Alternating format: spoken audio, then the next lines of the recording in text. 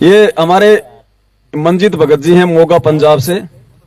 ये आए एक बार और ये अपना जो आध्यात्मिक जो अपना दृष्टांत है, कैसे इनको परमात्मा ने ये विश्वास दिलाया कि बेटा मैं तेरे साथ में हूं, मैं सच्चाई के साथ में हूं और आप जिस राह पे चल रहे हो बिल्कुल सही चल रहे हो। ये आपको हकीकत से रूबरू करवाएंगे, परिचित करवाएंगे, क्योंकि परमात्मा हर प्रकार से संकेत करते हैं अपने बच्चों को दृढ़ करने के लिए। तो भगत जी अपना आध्यात्मिक अनुभव आपको बताएंगे। और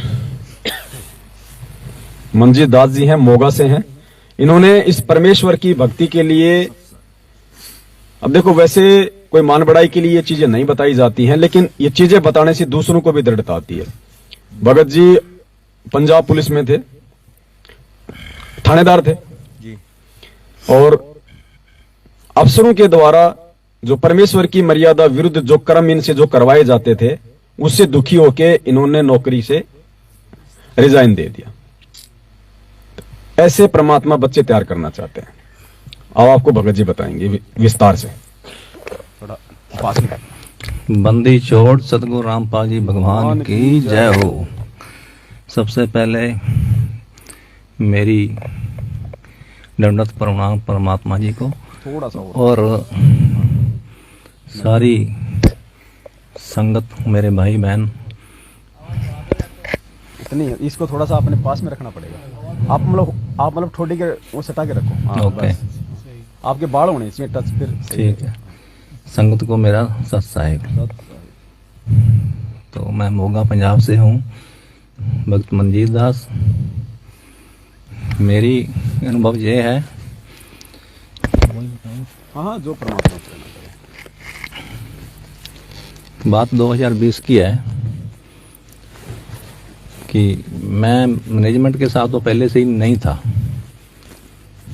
तो एक दिन क्या हुआ कि मैं बैठा था अपने घर पे बैठा था, मंत्र जाप कर रहा था। तो जड़ी मेरी सुरती है वो लग गई परमात्मा की दया से। ये कोई मेरी भक्ति की वो उपलब्धि नहीं है, मैं ऐसे मानूं नहीं। ये तो परमात्मा की दया है। ते परमात्मा का बहुत सुंदर स्वरूप दिखा। करीब आधा मिनट 1 मिनट में देखता रहा। आंखें मेरी आधी खुली थी, आधी बंद थी। जागता था मैं, सपने की बात नहीं है। बिल्कुल स्पष्ट है बात। ऐसे जागते जागते सोया भी नहीं था मैं। बस 5 मिनट ही हुए थे बैठे पे मैं चारपाई पे। तो जाप चलने लग गया अपने आप। परमात्मा का बहुत सुंदर रूप है ये। इस रूप से भी बहुत ज्यादा तो दिख रहा है आगे फोटो, इससे भी बहुत ज्यादा सुंदर है। उनके बाल जो हैं ये है ना सेंटर में थोड़े से काले हैं। काले नहीं है इनके बाल, एकदम प्योर वाइट है, बहुत ज्यादा वाइट है। एक एक बाल दिख रहा था मेरे को, और परमात्मा बहुत दूर दिख रहे थे, दूरबीन की तरह। अब दिव्य दृष्टि में बता दूं कि वो एक, जैसे गुरु जी बताते हैं ना कि हमारे महकमे में एक दूरबीन होती थी, उसे दूर देखते थे तो दूर बहुत दिखता था नजदीक। ऐसा ही था वो। तो ऐसे ओपन में नहीं थे, एक दूरबीन सी थी, उसमें से दिख रहे थे बहुत दूर, और दिख रहे थे ऐसे जैसे पास में है। वो देखा, फिर मैं थोड़ा डर गया। मैं कहा क्या बात होगी। तो उसके बाद और भी कई हुए ऐसे चमत्कार या अनुभव कह लो। तो मैं जो भी सोचता था वो पहला ही हो जाता था काम मेरा। जो कोई काम बिगड़ा हुआ था, जैसे दफ्तर में है, कोई डिपार्टमेंट में है, मैं दंडवत करके घर से निकलता था, आगे काम बना हुआ पड़ा हुआ निकलता था कि तैयार था काम भी, ठीक है आपका हो गया। कई बार। अब जस्ट थोड़े दिनों की बात, पिछली बार कितनी तारीख थी उस दिन, जब ब्यावर में सत्संग थी 1 तारीख को, हाँ जनवरी को। तो उस टाइम मैंने ट्रेन की टिकटें बुक करवा रखी थी। तो मैं लेट हो रहा था, 5 मिनट रह गए ट्रेन में आने में। तो मैं बाइक एकदम भगा रहा था पूरा हाईवे पे तो मैंने मन ही मन सोचा कि आज ट्रेन निकलेगी, मेरी टिकट भी गई और साथ संगति भी गई। तो मैंने यही सोचा कि परमात्मा आज तो ट्रेन लेट कर दो फिर मैं स्टेशन पे पहुंचा तो परमात्मा ने 25 मिनट ट्रेन लेट कर दी। 25 मिनट जहाँ सही टाइम हुआ जब ट्रेन आने का, तो मैंने बोला ट्रेन नहीं आई अभी तक। मैंने अंदर दफ्तर में जाके पता किया, बोलते गए भाई साहब 25 मिनट लेट है ट्रेन। तो ऐसे ऐसे हुए और भी कई हुए। मैं जब सिमरन करने बैठता था तो परमात्मा एकदम बादलों में ऊपर उनकी आकृति बन जाती थी एकदम। जब घर पे मैं दंडवत करता था तो वही फोटो जो दाढ़ी वाली थी वो उतर के तो परमात्मा को लग जाती थी, संत रामपाल जी महाराज जी को। तो फिर देखता था तो परमात्मा सतगुरु रामपाल जी की दाढ़ी साफ हो जाती थी, क्लीन शेप हो जाती थी। ऐसा बहुत बार हुआ। दंडवत करके फिर मैं नीचे अपने माथा लगाते जमीन पे, तो जमीन पे वो जो गद्दा बिछा होता है उसमें परमात्मा की फोटो आ जाती थी। सिमरन करता था तो दीवार में देखता तो दीवार में आ जाती थी फोटो, साफ दीवार है उसमें आ जाती थी फोटो एकदम। अभी है, ऐसी बात नहीं है, परमात्मा की दया है, बहुत रजा कर रखी परमात्मा ने। तो ऐसे ऐसे चमत्कार हुए, होते जा रहे हैं होते जा रहे हैं। जो ऐसा होता है जो कोई भक्ति अपनी भक्ति का फल नहीं है, जो परमात्मा जब खुश होते हैं ना तो और भी आगे बढ़ने के लिए वो रास्ता देते हैं अपने भक्त को कि हौसला अफजाई समझ लो, वो कुछ समझ लो जैसे भी है। तो ऐसे जे कोई वो नहीं है बात कि मैं अपनी हाँ मैंने इतनी भक्ति कर ली, वो ही उसकी वो रामानंद का कौन था वो चेला सर्वानंद की तरह, ऐसी बात नहीं है। परमात्मा की राजा आ जाए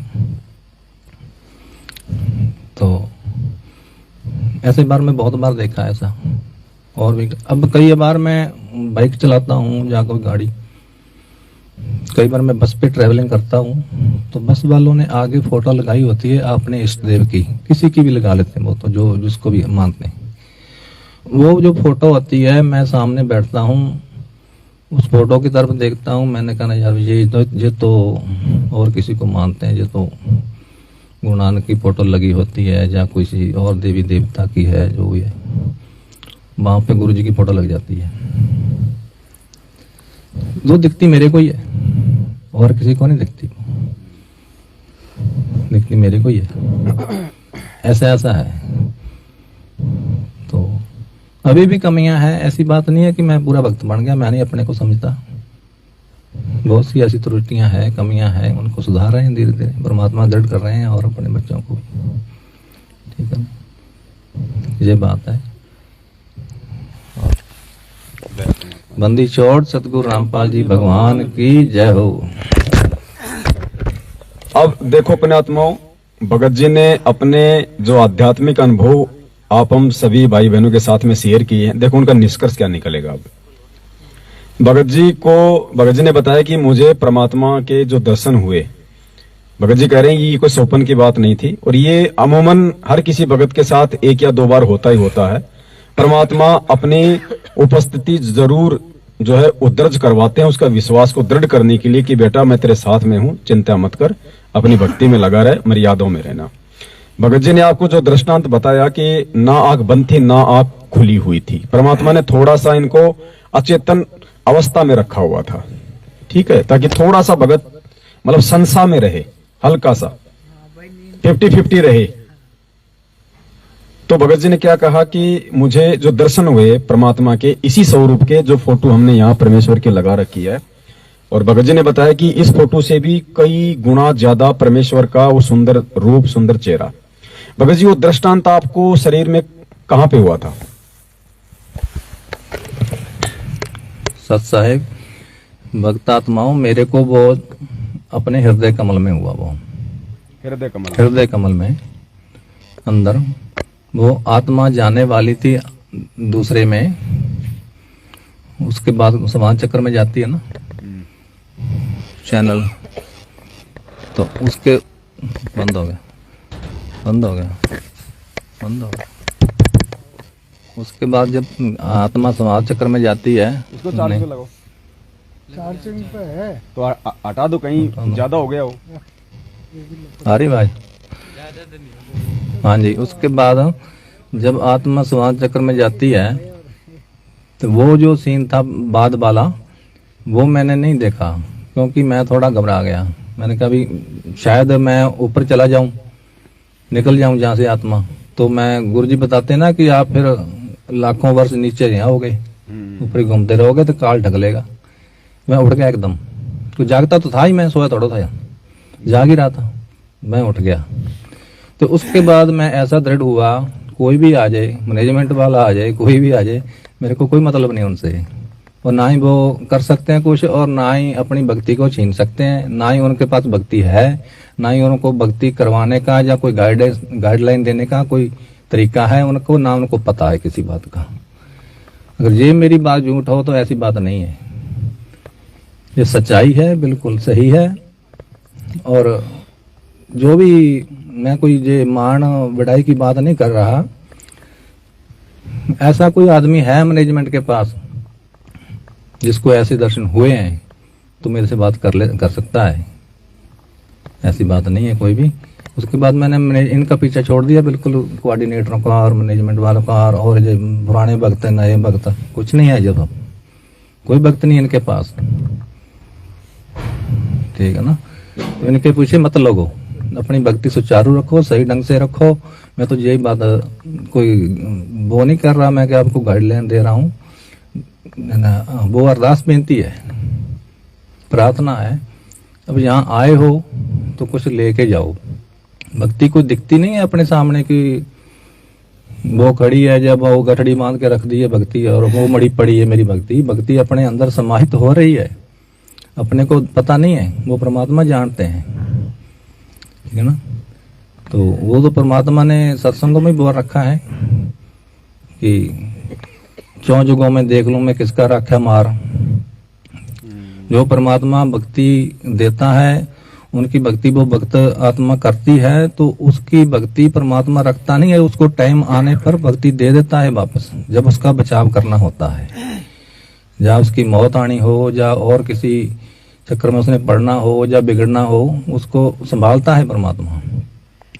ऐसी बात नहीं है। मेरे को ऐसे बहुत सारे हुए हैं, वो क्या कह लेते हैं उनको, प्रूफ, दृष्टांत ऐसे आए हैं मेरी आंखों के सामने कि ऐसे ऐसे होता है। मैं ऐसे नहीं बोल रहा कि बिल्कुल मैंने प्रैक्टिकल है ये मेरा, ठीक है जी। सत्साई भक्तात्मा, सत्साई सत्साई पुण्यात्माओं, भगत जी के भक्ति दृष्टांतों का जो सार है, जो निष्कर्ष है, अब देखो परमात्मा के ज्ञान आधार से, उनकी सत प्रेरणा से हमने निकालना है। भगत जी को परमेश्वर के इसी वर्तमान स्वरूप का जो दर्शन हुआ, कहां हुआ? हृदय कमल में। और हमारे शरीर में परमात्मा का वास कौन से कमल में है? हृदय कमल में। दो हृदय कमल है। एक हृदय कमल में तो भगवान शंकर और पार्वती जी का स्थान है, और एक हृदय कमल परमात्मा ने उसके साइड में बताया कि वहां पे पूर्ण परमात्मा का वास है। कहते हैं ना कि भाई हर प्राणी के घट में परमात्मा बैठा हुआ है, तो वो घट जो है वो हृदय कमल है, जहां पे ये पूर्ण परमात्मा हर प्राणी के घट में निवास करता है। घट ही में यमुना, घट ही में जमुना, घट ही में है जगदीश। तो ये परमात्मा, ये जगदीश सतगुरु रामपाल जी भगवान अपने वास्तविक रूप में प्रत्येक मानव शरीरधारी प्राणी आत्मा के घट में हृदय कमल में विराजमान है। तो इससे हमने निष्कर्ष ये निकालना है कि परमेश्वर का सतलोक में वास्तविक रूप कौन सा है, क्योंकि जो परमेश्वर का सतलोक में वास्तविक रूप है वही हमारे घट में जो हृदय कमल है वहां आपको मिलेगा।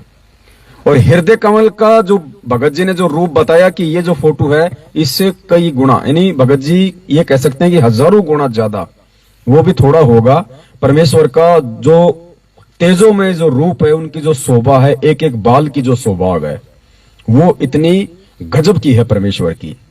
तो इससे यह साबित होता है कि सतलोक में जो रूप है इस कबीर परमेश्वर का वास्तविक, ये वास्तविक रूप में ही परमात्मा आज हमारे पूज्य गुरुदेव जो है मतलब भगवान के रूप में आए हैं। ये वास्तविक रूप है गुरुदेव का, ये वास्तविक उस कबीर परमेश्वर का वास्तविक रूप है। ये परमात्मा ने संकेत किया है आप और हमें विश्वास दिलाने के लिए, समझाने के लिए। दूसरी चीज, अच्छा इसके साथ एक परमात्मा का एक वचन लेके चलेंगे, सत्संग लेके चलेंगे, अच्छे से समझ में आएगा। और ध्यान से सुनना आप इस सत्संग को। एक भगत का शरीर छूटा, शरीर छूटने के बाद देखो परमात्मा कहते हैं कि वो सतलोक चला गया। फिर गुरुजी कहते हैं कि 2 घंटे बाद फिर उसकी आत्मा वापस आई। अब बताओ सतलोक जो चला गया भगत, उसकी आत्मा वापस कैसे आ जाएगी? आ सकती है क्या? बड़ी मुश्किल से तो उसका दाव लगा होगा है? और सतलोक जाने के बाद उसकी आत्मा वापस कैसे आ जाएगी? तो परमेश्वर उसका रूप बना के आए हमें विश्वास दिलाने के लिए कि सतलोक में परमात्मा का कौन सा रूप है। ध्यान से सुनना सत्संग को कि सतलोक में कौन बैठा है।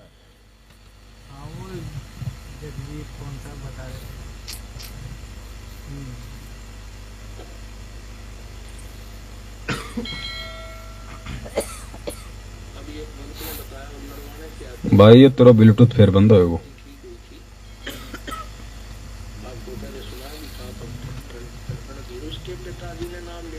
परमात्मा ब्लूटूथ चालू कर लेते हैं एक बार। जे ब्रो नेक्स्ट पेयर रुक जा मत छेड़, एक बार रुक। नहीं हो रहा कनेक्ट। अच्छा ऑटोमेटिक कट जाता होगा। Entered to Bluetooth. Bluetooth connected. Bluetooth connected. होगी थी, अचानक बैठा बैठा आराम से मंत्र करता करता शरीर छोड़ गया। बोलो सतगुरुदेव।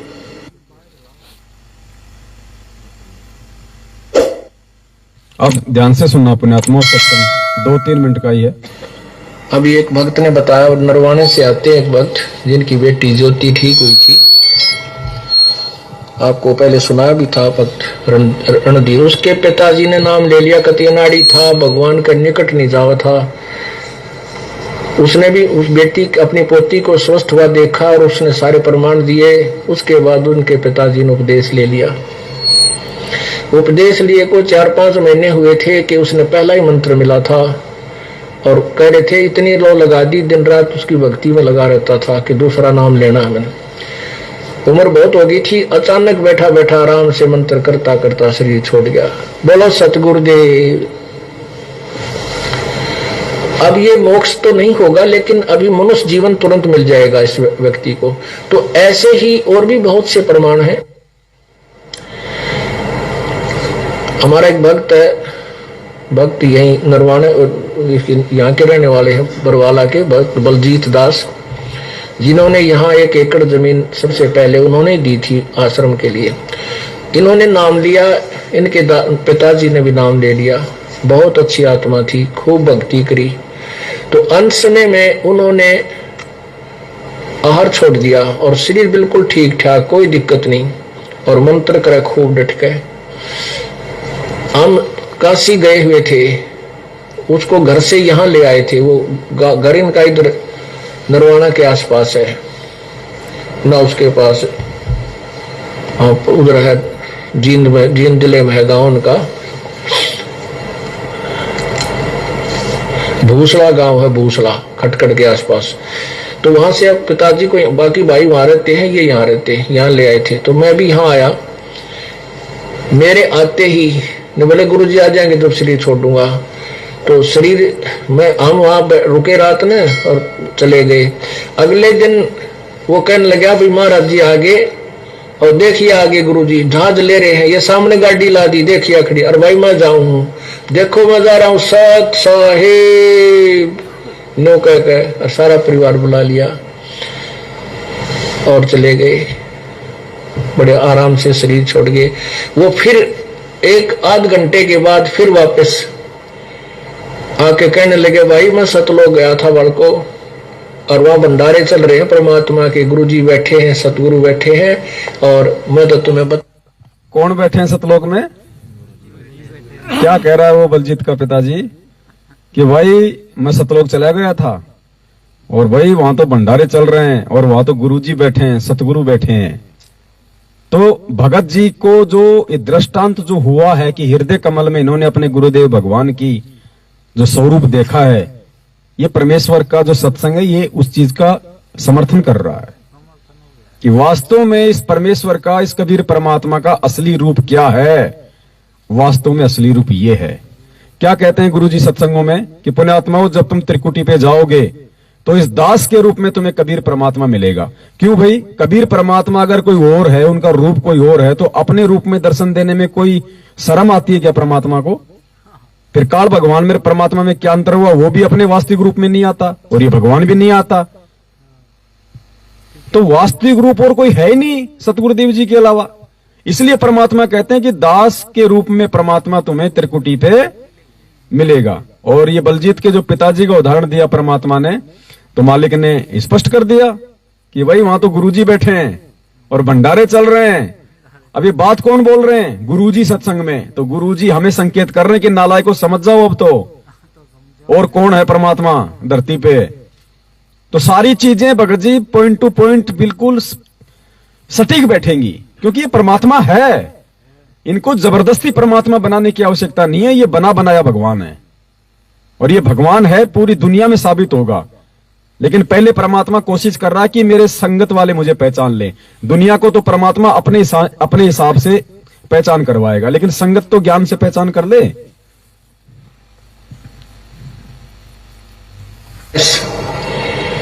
आके कहने लगे भाई मैं सतलोक गया था वल को, और वहां भंडारे चल रहे हैं परमात्मा के, गुरुजी बैठे हैं, सतगुरु बैठे हैं। अब बताओ, जीव सतलोक में चला गया, परमात्मा ने भेज दिया, अब वो वापस कैसे आ जाएगा?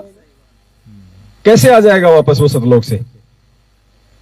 ये बताने के लिए आएगा कि वहां कौन बैठा है। अब परमात्मा ने उसको जहां भेजना था वहां भेज दिया, और परमेश्वर खुद फिर उसका रूप बना के आ गए। आप और हमें संकेत दे दिया परमात्मा ने। और मैं तो तुम्हें बताने के लिए आया हूं, एक दूध पिलाओ मेरे को, थोड़ा दूध पिलाओ। वो अपने फ्रिज, बोला ताजा दूध लाएगी, फ्रिज मत निकाल कर ले गए। बोले ना, अब ये संकेत कर दिया, फ्रिज वाला नहीं पीता परमात्मा, ताजा दूध पीता है कर दिया ना। बोले नहीं, अब वो फ्रिज वाला वो रोज पीता था पहले, अब उस दिन क्यों मना कर दिया कि नहीं फ्रिज वाला नहीं पीऊंगा, ताजा दूध लाओ? तो भाई ये परमात्मा है, ताजा को नहीं। फिर एक और भगत था, उनके गाय थी या भैंस, वहां से दूध लाए, जो एक कटोरी दूध पी के बोला भाई मैं चला बच्चों। बोले ताजा को नहीं फ्रिज वाला। अब बताओ, जो शरीर छोड़ गया उसको क्या पता कि फ्रिज में ताजा है या पुराना है? ये परमात्मा है। ये पूर्ण मार्ग है, पूर्ण परमात्मा आए है। उस दिन के बाद इस परिवार का ऐसा पूर्ण मार्ग है, और कौन आए हैं? पूर्ण परमात्मा आए हैं। खुद गुरुजी अपने मुख से बोल रहे हैं। अब इससे बड़ा संकेत और सबूत क्या होगा भाई? और अब भी कोई इनको भगवान के रूप में ना स्वीकार करे तो वो दुर्भाग्यशील प्राणी होगा।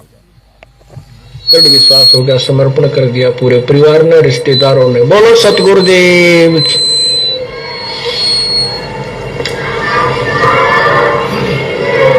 सत साहिब, मेरे पूज्य गुरुदेव स्वामी।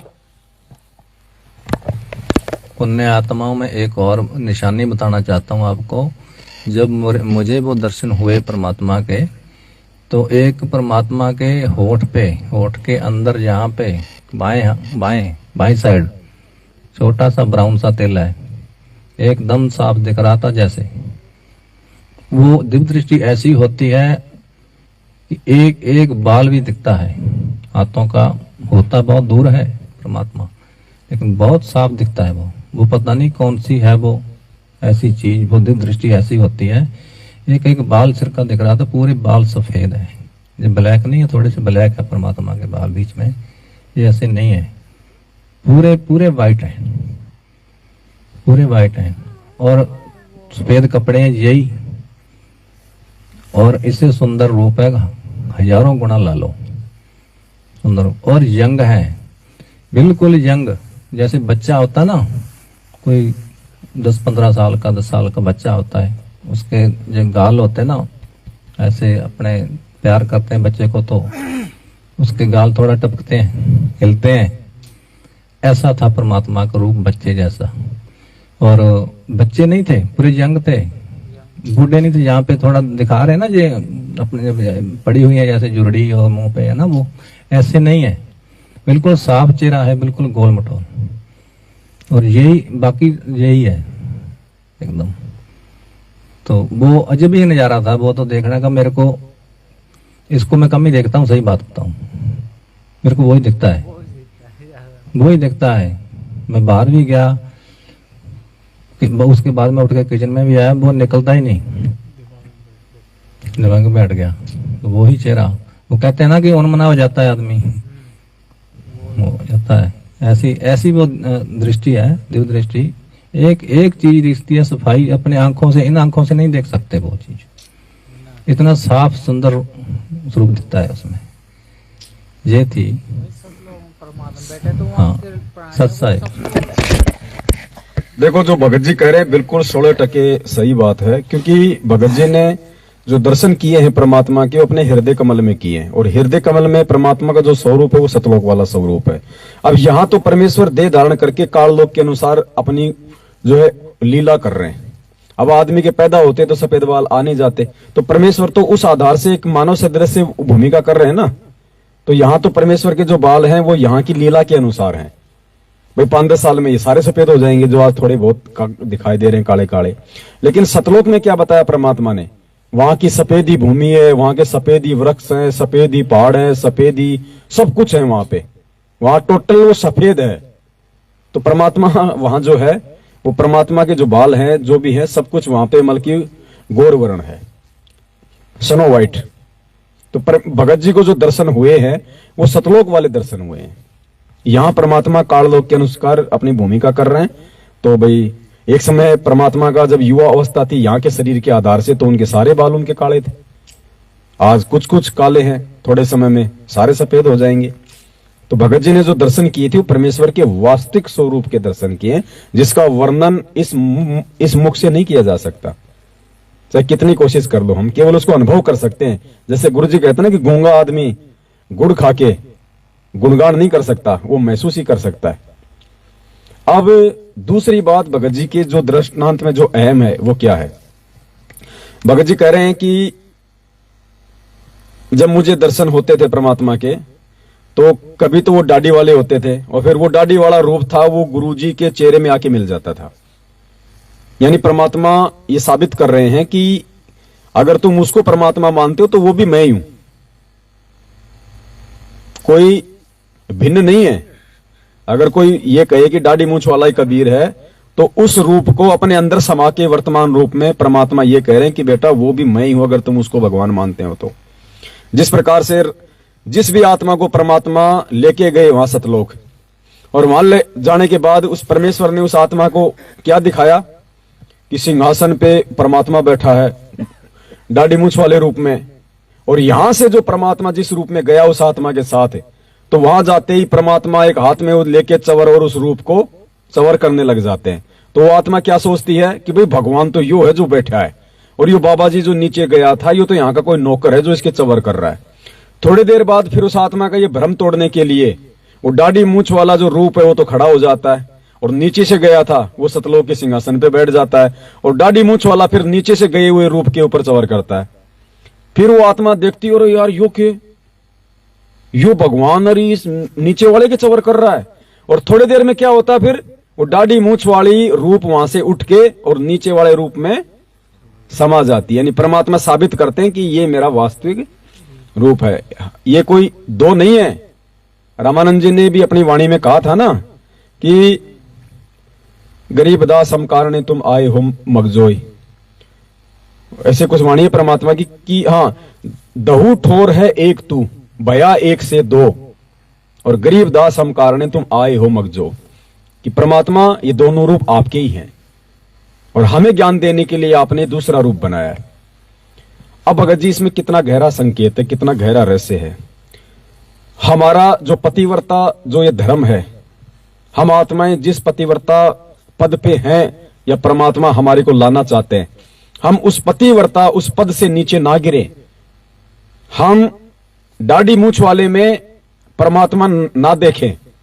हम एक तरफ तो दाढ़ी मूछ वाली फोटो को परमात्मा मानते हैं, जिनको ज्ञान नहीं है, जो अभी तक नहीं समझ पाए हैं इस परमेश्वर को सत्संग आधार से, और एक तरफ हम अपने गुरुजी को भी हम परमात्मा कह रहे हैं। तो ये दो रूप हो गए। दो रूप का मतलब आत्मा का तो एक ही पति हो सकता, दो नहीं हो सकते ना।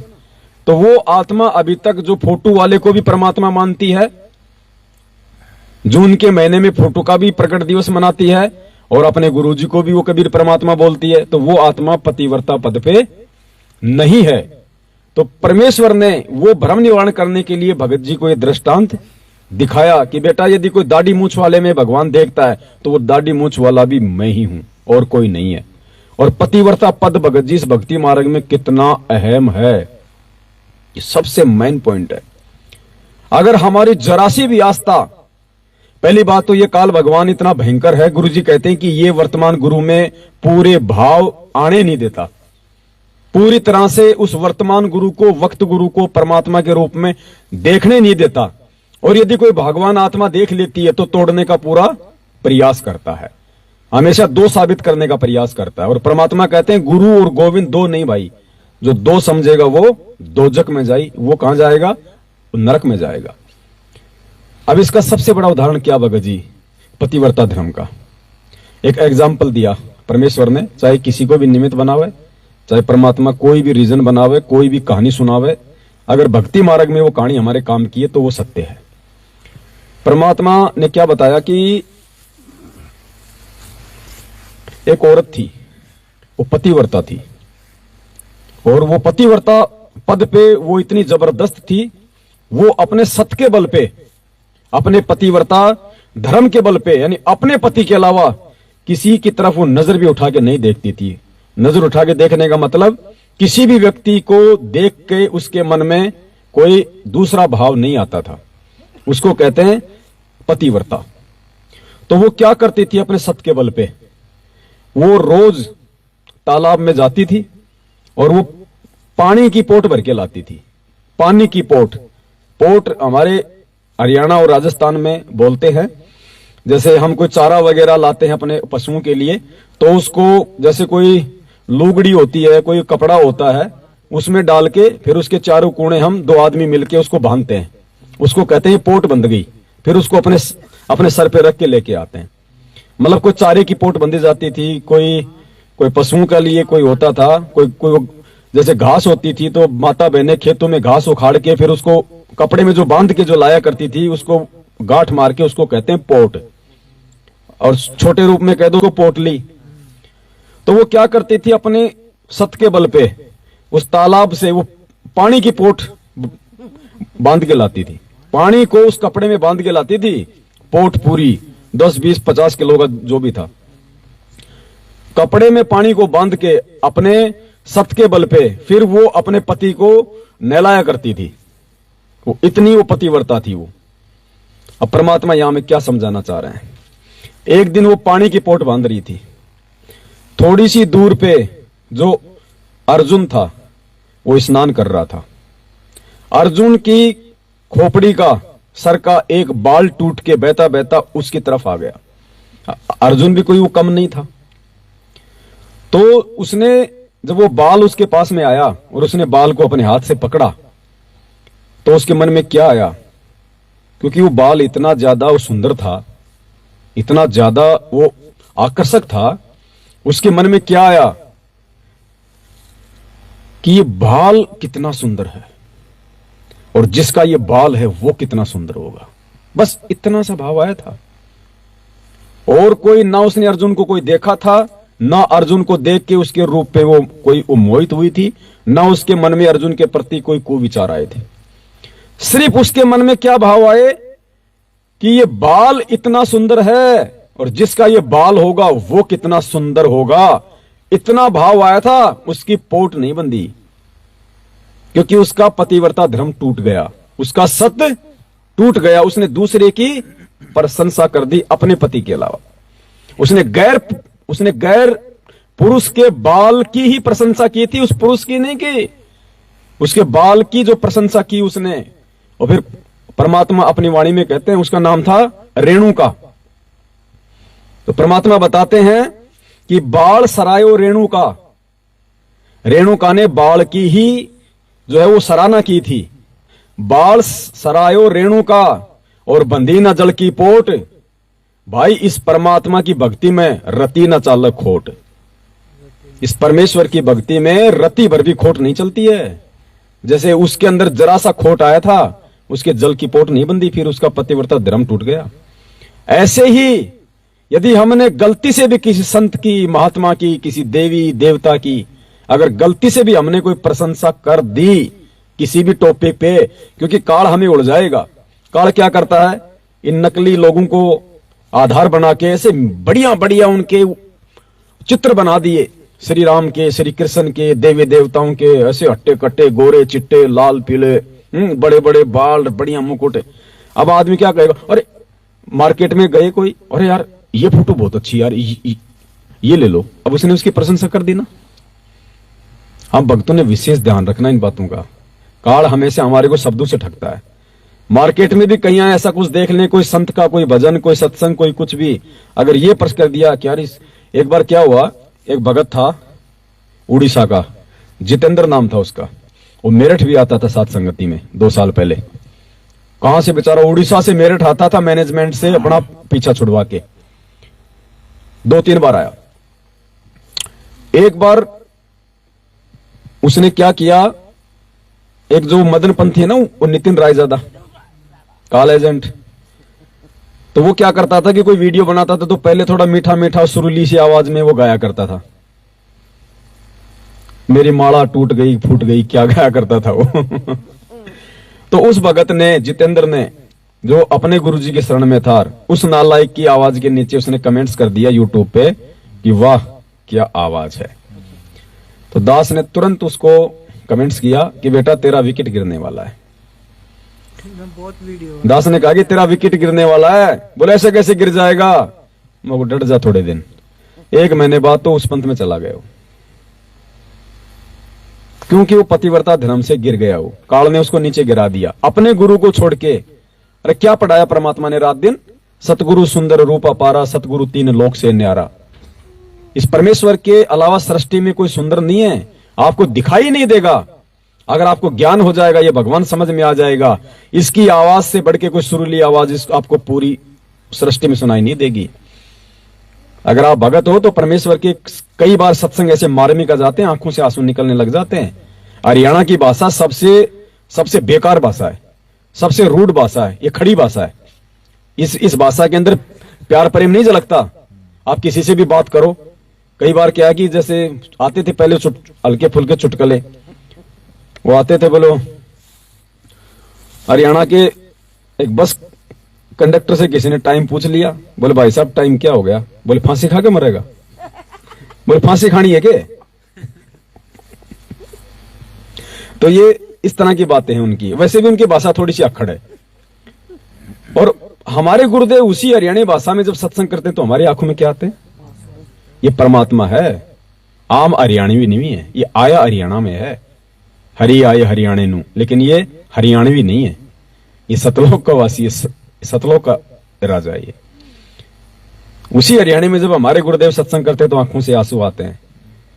और जब ज्ञान हो जाएगा तो चाहे आपका बेटा हो, चाहे बेटी हो, चाहे पत्नी हो, इस गुरुदेव के अलावा आपको किसी में वो सुंदरता नजर नहीं आएगी, क्योंकि वाणी है भगवान की। सतगुरु 3 लोक से न्यारा, सतगुरु बिना ना बाजे तूरा, वाणी है ना परमात्मा की। सतगुरु सुंदर रूप अपारा पूरा, सतगुरु बिना न लागे तेरा, सतगुरु सुंदर रूप अपारा, सतगुरु 3 लोक से न्यारा। अब 3 लोक से न्यारा फिर कौन हो गया फिर? और मेरे मन में तो शुरू से यही भाव आते हैं कि परमात्मा ये सकल है नहीं, ये वाला ये तो ये परमात्मा भाई, हमने जरा भी पतिव्रता पद से नीचे नहीं गिरना है। चाहे कोई कितना ही, चाहे मीठा बोले, कितना ही अच्छा। अब बहुत सारे भगत क्या बोलते हैं, भगत जी हम दूसरे संतों के सत्संग सुन सकते हैं कि अरे नालायक क्या जरूरत है तेरे को, हैं? जब भगवान ने तेरे को निचोड़ निकाल के दे दिया, सार निकाल के दे दिया, और परमात्मा ने कह दिया कि कबीर कथा करो करतार की, सुनो कथा करतार, आन कथा सुनिए नहीं कहे कबीर विचार, तो कहां जा रहा है? क्या जरूरत पड़ेगी तेरे को? क्या परमेश्वर ने कोई कमी छोड़ दी जो तू दूसरों के जो है वो सत्संग तू सुनेगा? तो ये नालायकी होती है, ये मंदबुद्धिता होती है। काल हमारे को ऐसे ठगता है। हमारी सुरती, नृत्य, मन, पवन सब कुछ भाव, समर्पण, लगन, मर्यादा इस परमेश्वर के चरणों में टिकनी चाहिए, गुरुदेव भगवान के। हमें कुछ नजर नहीं आना चाहिए, कुछ भी, ना डाडी वाला, ना कोई तीसरा, ना कोई गरीबदास, ना कोई अमीरदास, कुछ नहीं आना चाहिए हमारे। आज जो है जिस रूप में परमात्मा, वो हमारे लिए सर्वप्रथम है, सर्वश्रेष्ठ है। यही रूप हमें पार करेगा, यही रूप आज हमें सत्संग सुना रहा है, यही रूप हमें ज्ञान दे रहा है, हमें आशीर्वाद दे रहा है, हमारे सौ काम सार रहा है। बताओ, महिमा हम किसी दूसरे की हम क्यों गाएं? जब कह दिया भगवान ने कि एक के साधे सब सदे, सब साधे सब जाए, और माली सिंचे मूल को फले फूले घाय। जब परमेश्वर ने इतने सारे सबूत दिखा दिखा के लोगों को इस हद तक परमात्मा ने सात संगतियों के माध्यम से जब तैयार किया कि भाई अपने घर में अपने केवल अपने गुरुदेव भगवान की फोटो रखनी है, अन्य किसी की फोटो नहीं रखनी, दाढ़ी मूछ वाले की फोटो नहीं रखनी। अब इस नादानी से बाहर निकलो, समय आ गया है। 27 साल से भगवान ने ज्ञान दे दिया, अब भी क्यों नादानी करते हो? इतने सारे दिए प्रमाण खुद गुरुदेव के सत्संगों के आधार से। उसके बाद भी देखो काल क्या करता है। काल पीछा नहीं छोड़ेगा, बहुत भयंकर तरीके से जीव को भ्रमित करने का को प्रयास करेगा। काल ने गुरु जी के ही एक पुराने सत्संग के माध्यम से भक्तों को भ्रमित करने की कुछ चेष्टा की, लेकिन वो भगत समझ नहीं पा रहे कि गुरुदेव कहां बोल रहे हैं। जो मंदबुद्धि होता है वो फंस जाता है मन में शंका पैदा करके। अब देखो, अब हमने कहा ना कि भाई गुरु ही हमारा इष्ट है। इस परमेश्वर की भक्ति में गुरु की भूमिका खुद ये कबीर परमात्मा करता है। तो जब कबीर परमात्मा के रूप में हमारा गुरु धरती पे प्रकट है, तो गुरु और इष्ट में, इस भक्ति में कोई अंतर नहीं होता, दोनों एक ही हैं। लेकिन काल नहीं टिकने देता। कहां से गुरु जी का एक पुराना सत्संग उठा के उसके मन में भ्रम डाल दिया। अब वो सत्संग सुनो आप पहले परमात्मा का।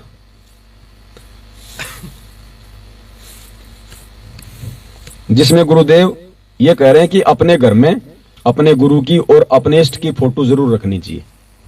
अब बताओ, उस सत्संग को आधार बनवा दिया काल ने कि देख क्या बोल रहा है तेरा गुरु जी और ये सात संगतियों में क्या बोल रहे हैं। तो पहले वो सत्संग सुनो जिसके माध्यम से शंका पैदा करी।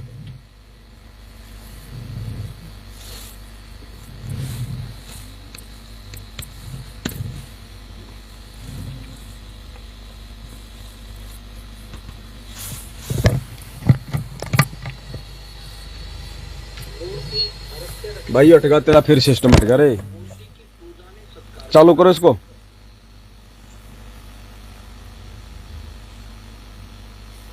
बंद करके फिर चालू करो। ये पुण्यात्मा ऑटोमेटिक डिस्कनेक्ट हो जाता है ये system. Enter to Bluetooth. Bluetooth connected. ठीक है बहन जी। Bluetooth connected. अजी बस होगी।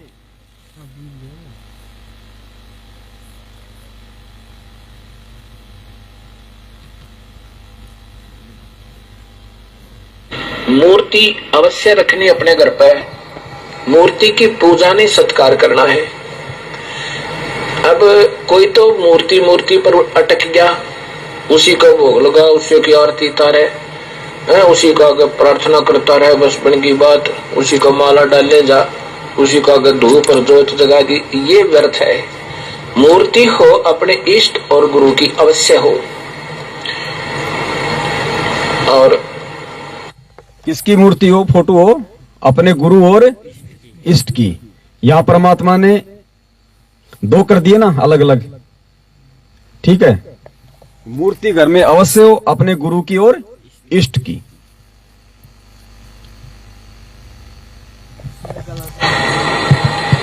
और दंडवत प्रणाम करे उनको, सीने से लगा अपने गुरुदेव की मूर्ति को, अपने इष्ट की मूर्ति को। इससे हमारे अंदर विनम्रता और उनके प्रति श्रद्धा बनी रहती है। ऐसा ना करने से भी हम अधूरे रह जाएंगे।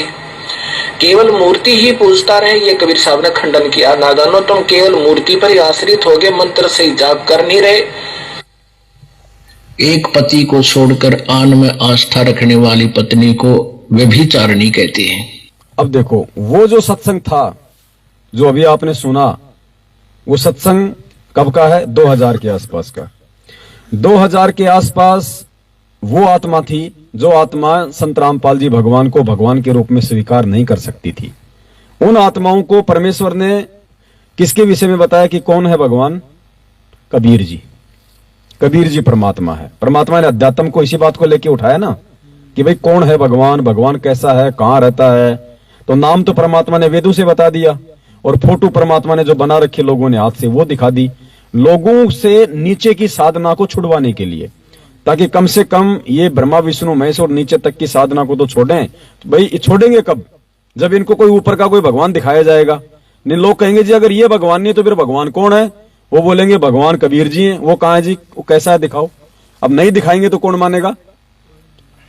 तो नीचे की साधना छुड़वाने के लिए जो शास्त्र के जो विरुद्ध थी, इसलिए परमात्मा ने इस फोटो का सहारा लिया, और परमेश्वर ने अपने आप को साइड में रखा। अपने आप को गुरुदेव ने एक गुरु की भूमिका में रखा और भगवान की भूमिका में कबीर जी को रख दिया। अगर उस समय गुरु जी कहें कि मैं कबीर हूं, मैं भगवान हूं, तो कोई नहीं मानता। उस सत्संग में परमात्मा ने उस आधार से लोगों को समझाने का प्रयास किया।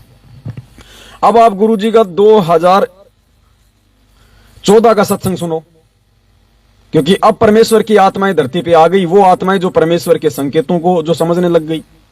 तो अब परमेश्वर ने उसी हिसाब से अपना संकेत कर दिया। और क्या कह रहे हैं गुरु जी? अपने ही गुरु को इष्ट रूप में मान के पूजो। तो कौन हुआ फिर इष्ट? अगर गुरु को ही अगर इष्ट रूप में पूजना है तो दूसरा इष्ट और कौन है फिर?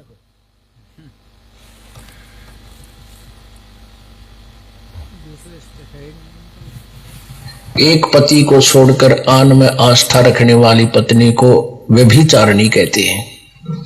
तो अपने ही पति से हर इच्छा पूरी हो उसी को पति भर्ता कहते। तो हम जब पति भर्ता पद पर आ जाएंगे तो परमात्मा कहते हैं पति भर्ता जमी पर जो जो धर है पावे, समर्थ झाड़ू देते है ना काटा लग जावे। सुनना, ऐसा भक्त जब अपने एक इष्ट पूर्ण परमात्मा पर अपने ही गुरु को इष्ट रूप में मानकर जब अपने जीवन रूपी सफर में अपने ही गुरु को इष्ट रूप में मान के पूज के, तो इष्ट कोई दूसरा है ही नहीं, फिर ऑप्शन छोड़ा ही नहीं परमात्मा ने। तो अब वो पुण्यात्मा धरती पे हैं जो गुरुदेव के संकेतों को जो समझ रही हैं। तो अब परमेश्वर अपने विषय में संकेत कर रहे हैं खुल के। तो वो सत्संग जो किया था वो करने का मकसद कोई और था, लेकिन वो नादान भगत वो नहीं समझ पाए, उनके मन में काल ने शंका पैदा कर दी। ऐसे ये पतिव्रता ये पद से नीचे गिराता भगत जी। ऐसी शंकाएं तो रोज पैदा करेगा ये, चाहे रोज कर लो आप। आपको रुकना पड़ेगा एक जगह, आपको अपने आप को डांटना पड़ेगा, नहीं तो नहीं रुक पाओगे आप ऐसे। अब देखो पुण्यात्माओं, ये सत्संग में एक बार फिर से चलाऊंगा और आप एक चीज को ध्यान से नोट करना। भगत जी ने क्या कहा था कि जब परमात्मा को मैंने हृदय कमल में देखा, दर्शन किया, तो परमेश्वर के यहां पे एक क्या था? तिल, ब्लैक नहीं है, ब्राउन था ना। लेकिन यहां तो परमात्मा उसी आधार से करेंगे ना, क्योंकि यहां तो ब्राउन तिल होता ही नहीं। अगर होता है तो वो दिखाई नहीं देगा। तो तिल कैसा होता है? यहां पे तो ब्लैक ही होता है ना भाई। जिसके गाल पे काला तिल हो तो कहते हैं भाई बहुत सुंदर है। अब देखना परमेश्वर के वहीं पे भले ही वो काला है यहाँ के अनुसार, लेकिन तिल है। यानी हृदय कमल में जो परमात्मा का वास्तविक रूप है, जो सतलोक में वास्तविक रूप है, उसमें होठ पे क्या है? तिल। अब देखना ये वही परमात्मा है, लेकिन अपने रूप को छुपा रखा है।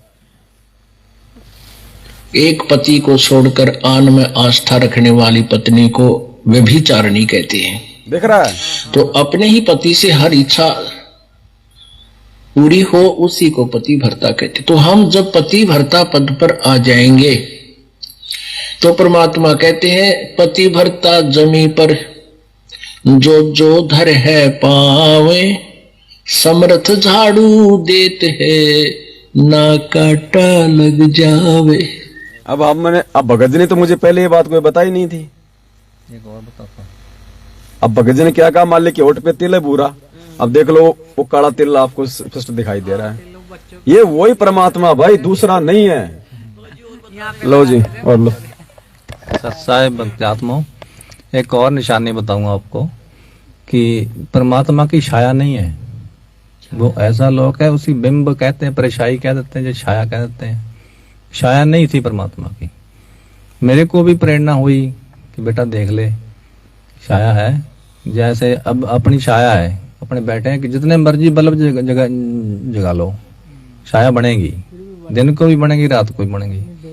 वहां पे छाया नहीं थी परमात्मा की, ना पीछे ना आगे, चारों तरफ से चमक रहे थे एकदम, और बल्ब भी कोई नहीं जग रहा था, उनकी अपनी ही लाइट थी।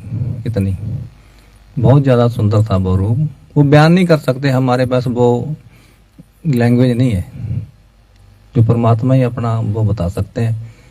तो जो मैंने देखा वो आपको बता दिया, ऐसा किसी ने बताया हो तो ये परमात्मा खुद ही बता सकते हैं अपने सत्संगों में। छाया बिल्कुल नहीं है परमात्मा की, एकदम जिधर से मर्जी देख लो, पीछे से देख लो, उधर से देख लो। और अब आसन में तो बैठेंगे नहीं हृदय कमल में, वो तो पत्ती में बैठते हैं, थोड़ी जो पत्तियां बनी हुई परमात्मा बताते हैं ना, उसमें बैठते हैं।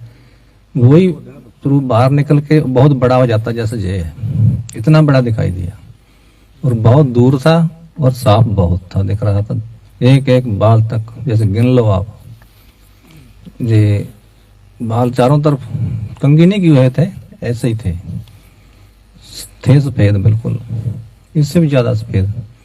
और रंग भी जो था बहुत बहुत, वो ये तो रेड है, या पिंक कह देते हैं अपने, या थोड़ा या येलो कह देते हैं, इनमें से नहीं था कोई भी, वो अलग ही रंग है, वो यहाँ पे नहीं है वो कलर। तो वहां पे जो फूल है उनके भी रंग नहीं है यहाँ पे, ये अपने ये देख रहे हैं ना, ऐसे वो कलर अलग है वहां के, वो दिख रहे थे। उसका वर्णन तो यहाँ नहीं किया जा सकता, वो परमात्मा ही बताते हैं वो तो, ये सत्य है। देखो भगत जी को जो दृष्टांत हुआ है वो बिल्कुल सत्य है, क्योंकि हृदय कमल में परमात्मा का वास है। और हम ये नित्य नियम पढ़ते हैं रोज, तो क्या कह रहे हैं परमात्मा, ग्रीव ऐसा सतगुरु हम मिल्या, सुरत सिंधु के माही, शब्द स्वरूपी अंग है, पिंड प्राण बिन छाही।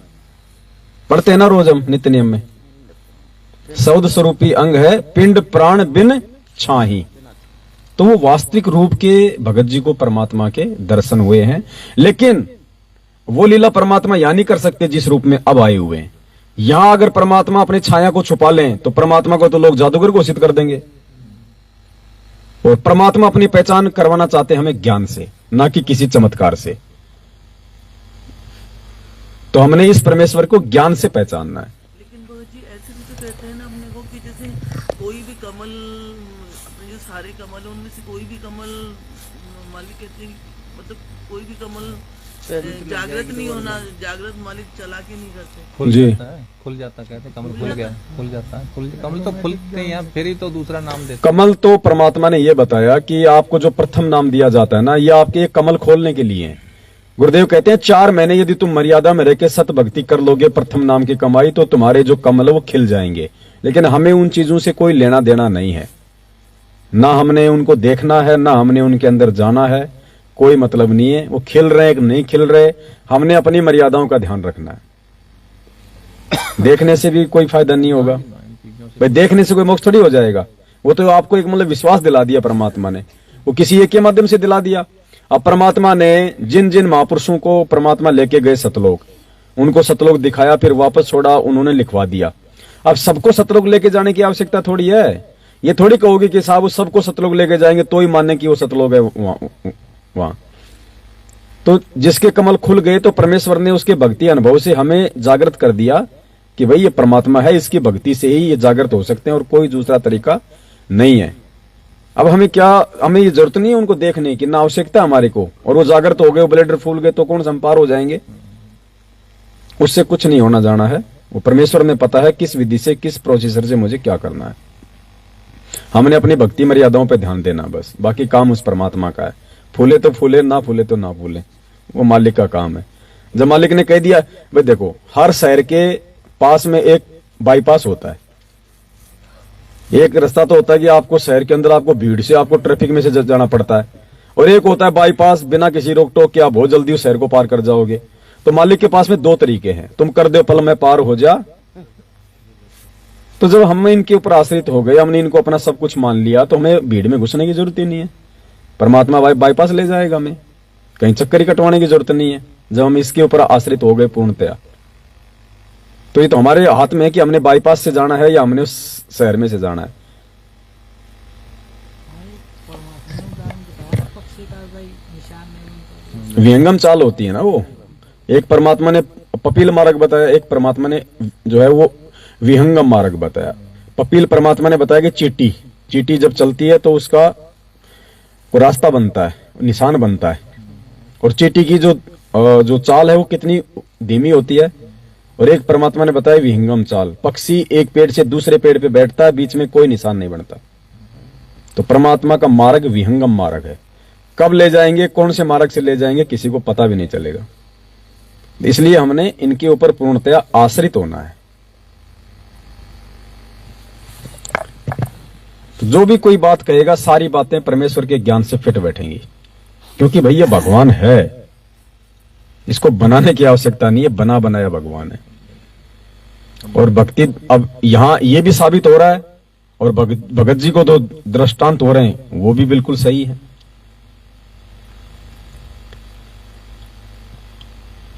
अब पुण्यात्माओं, ये रूप केवल हमें दिखाई दे रहा है, ये काल को दिखाई नहीं दे रहा, देवी देवताओं को दिखाई नहीं दे रहा ये रूप। गुरुजी ने पहले कह दिया कि उसको तो अगर मालूम चल जाए कि ये भगवान है, उसका तो कालजा फट जाए। तो ये तो इसकी मर्जी है, ये किसको दिखाए किसको नहीं दिखाए। अब सिकंदर लोधी को तो परमात्मा ने शेर का रूप दिखा दिया, उस हाथी को और पीलवान को तो सिंह रूप दिखा दिया, बाकी को वो कबीर जो है वो जंजीर में बंधा हुआ नजर आ रहा है। तो ये तो इसकी अपनी मौज है, किसको क्या दिखाई किसको क्या ना दिखाए।